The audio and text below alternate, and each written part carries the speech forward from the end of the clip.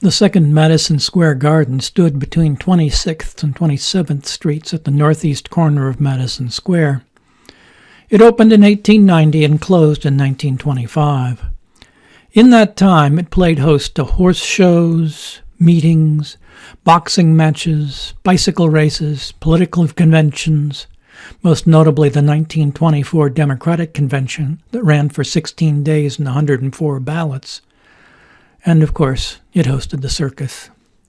By 1925, though, the Garden's days were numbered. New York Life Insurance Company, which had bought the property in 1913 at a foreclosure auction, planned to build its new headquarters there. And boxing promoter Tex Rickard, who held the lease on the Garden, had plans to build a new Madison Square Garden at 8th Avenue and 49th Street. Nearly as famous as the Garden itself was the statue of the Roman goddess Diana that stood atop its Stanford White-designed tower. Created by Augustus St. Gaudens, it was 14 feet tall, gilded and illuminated, and could be seen far and wide. So when it was announced that Madison Square Garden would be torn down, everybody wanted to know, what will become of Diana?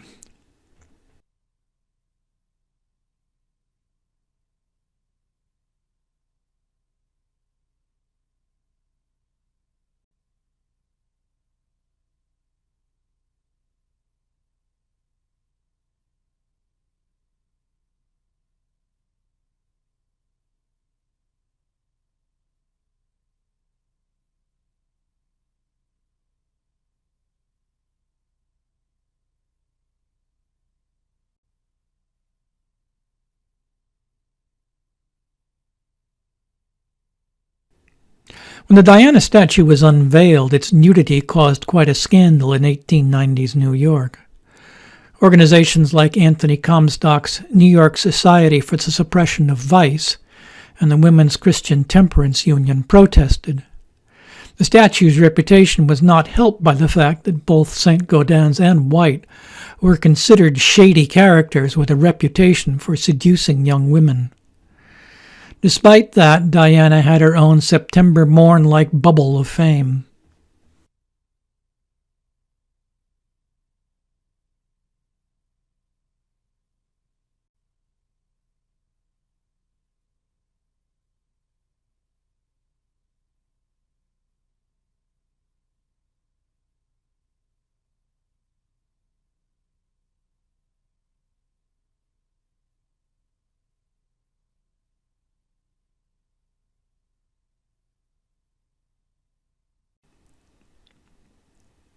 This shot appears to have been taken from the Metropolitan Life Insurance building a few blocks south of the Garden.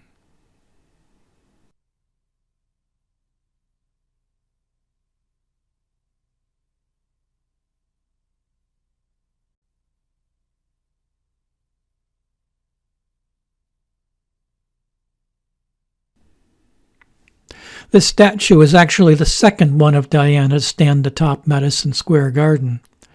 The original one, larger and less well-proportioned, was there for less than a year before being taken down. St. Gaudens and White paid for the second one to be made and installed. The original made an appearance at the 1893 Chicago World's Fair, where it was damaged in a fire and subsequently lost.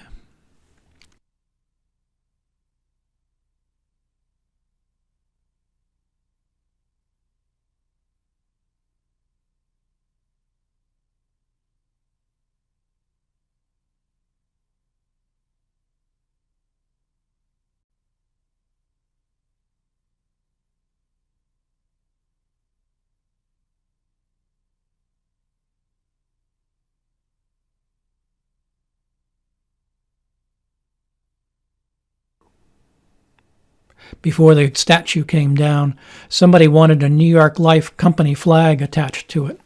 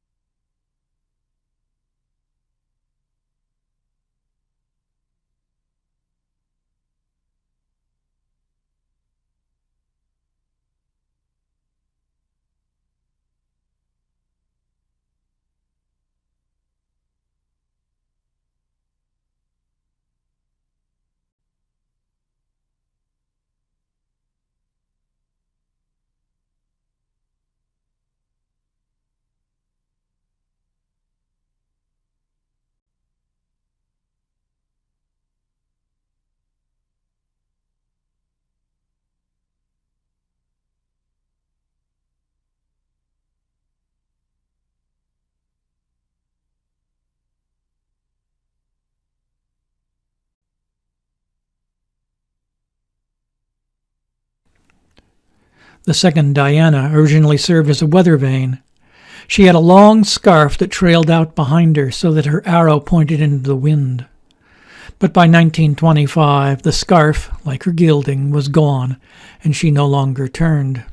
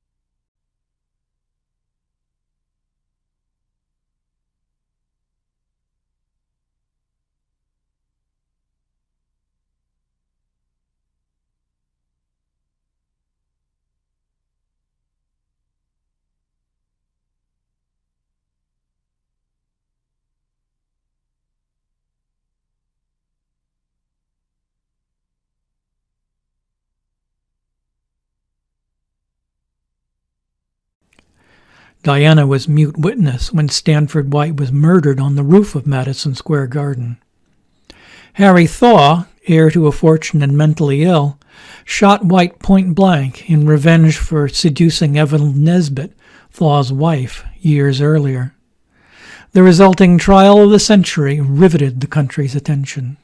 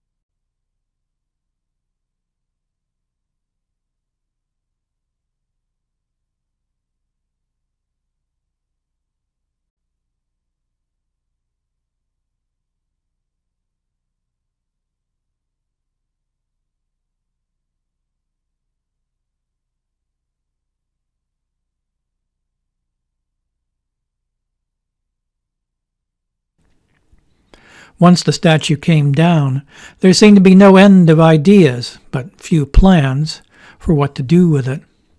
There were reports that a number of unnamed individuals and institutions wanted it. The architect of New York Life's headquarters suggested putting the statue atop the new building. Augustus Saint-Gaudens's son said it should be destroyed. NYU even proposed taking the statue, along with the tower it sat on, and reconstructing them on its University Heights campus. But, like so many other last-minute preservation proposals, it came to naught. Instead, Diana of the Tower, now the property of the New York Life Insurance Company, went into storage. In 1928, the Metropolitan Museum of Art purchased a half-size replica. But there was still no word of what was to become of the original. Finally, in 1932, New York Life announced that the statue had been given to the Philadelphia Museum of Art, where it would stand at the top of the main staircase. Regilded in 2014, it is still there today.